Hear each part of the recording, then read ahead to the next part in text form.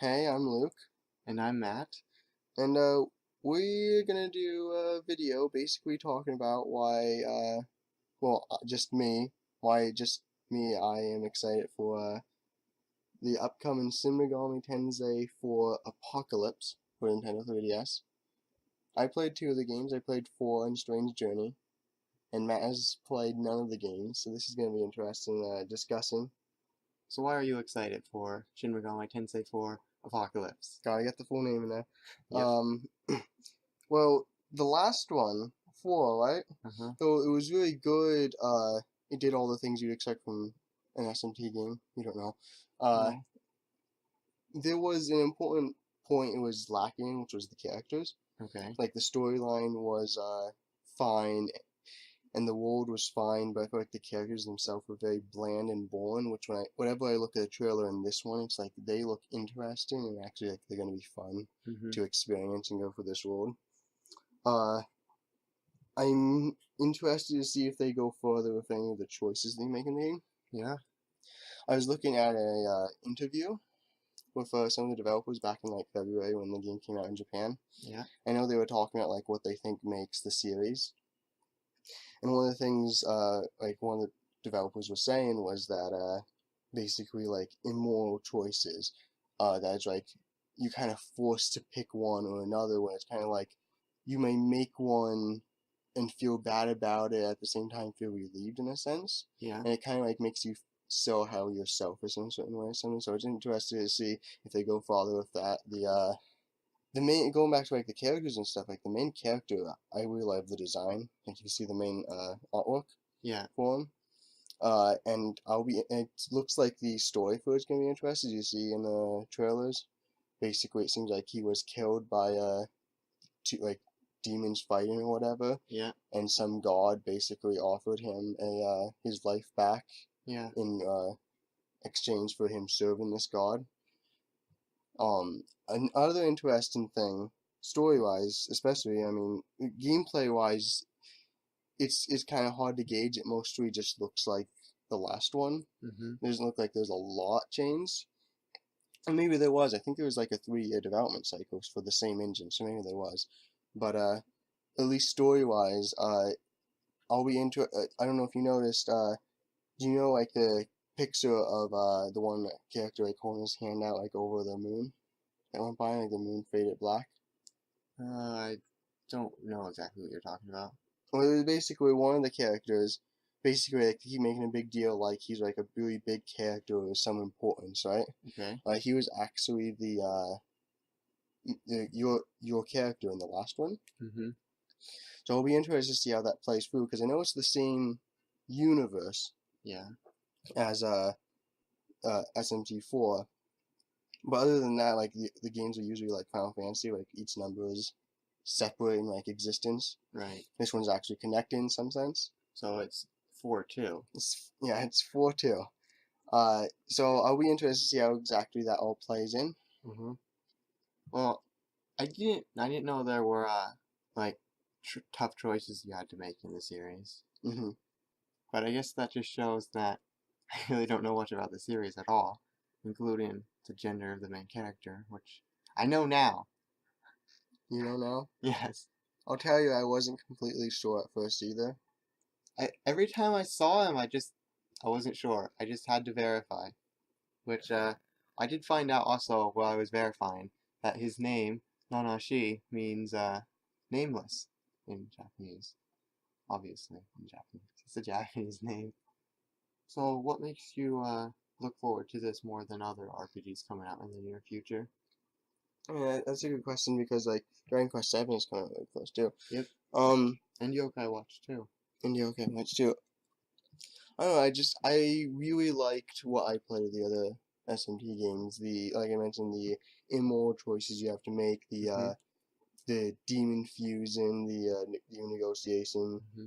and the different paths that you take in the game through the decisions that you make. There's 3 main paths that are there usually. Okay. Law, so that's like siding with God and angels. Okay.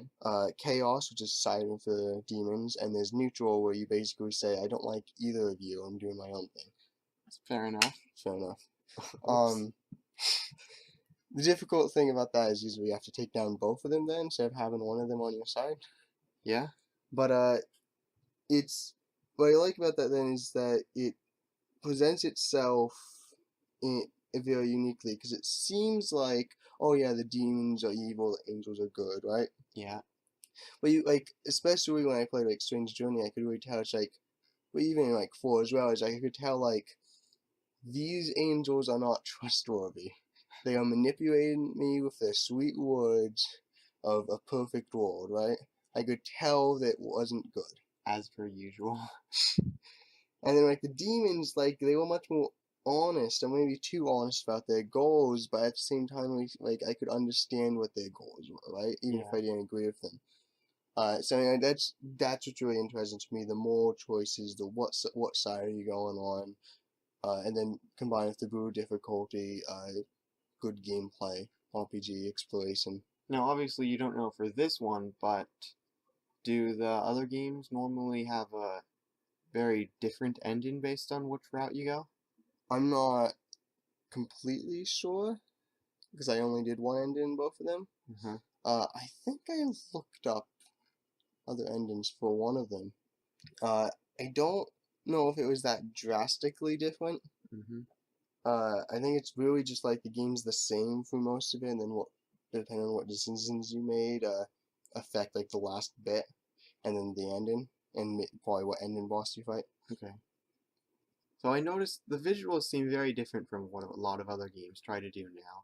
They're like they're 2D sprites and they aren't very super clean 2D sprites like like the kind of stuff you'd see in an anime where it's super clean, right? It Mm-hmm. has more of the close-up, cleaner anime character style portraits and stuff, but Yeah. looks like when you're in battle fighting other things, it has a very like dirty, like in a good way, look to it.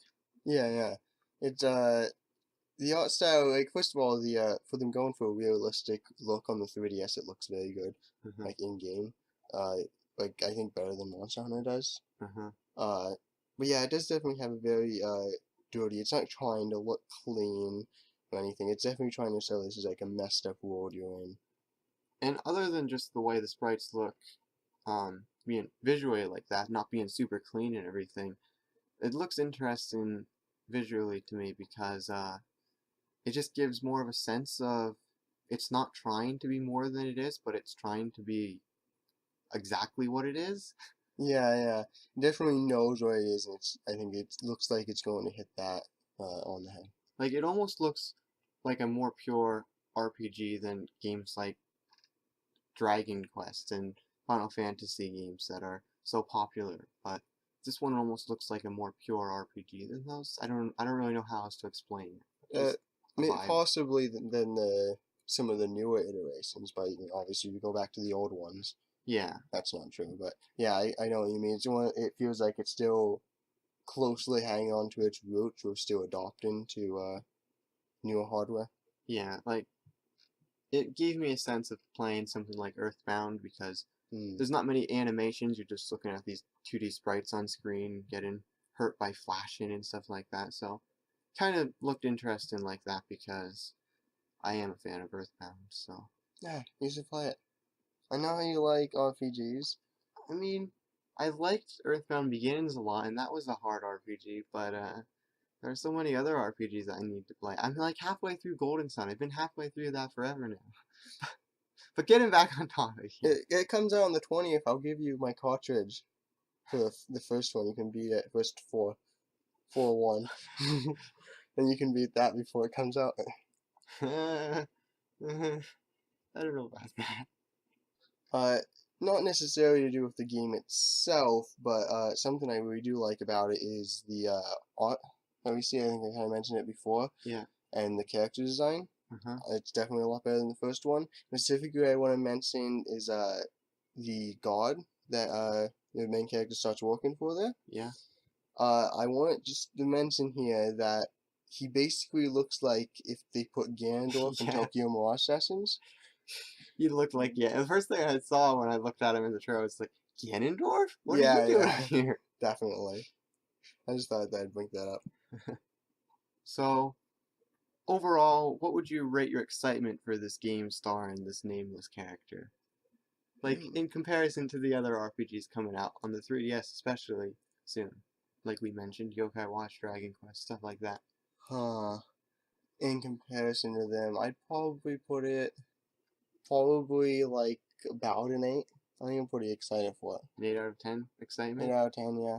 Well, just as a quick throw in there, would you put it like above, below Yokai Watch, Dragon Quest, in Below between? Yokai Watch, above Dragon Quest. Okay. Yeah. Yokai. Yokai is why. Yokai is why, exactly.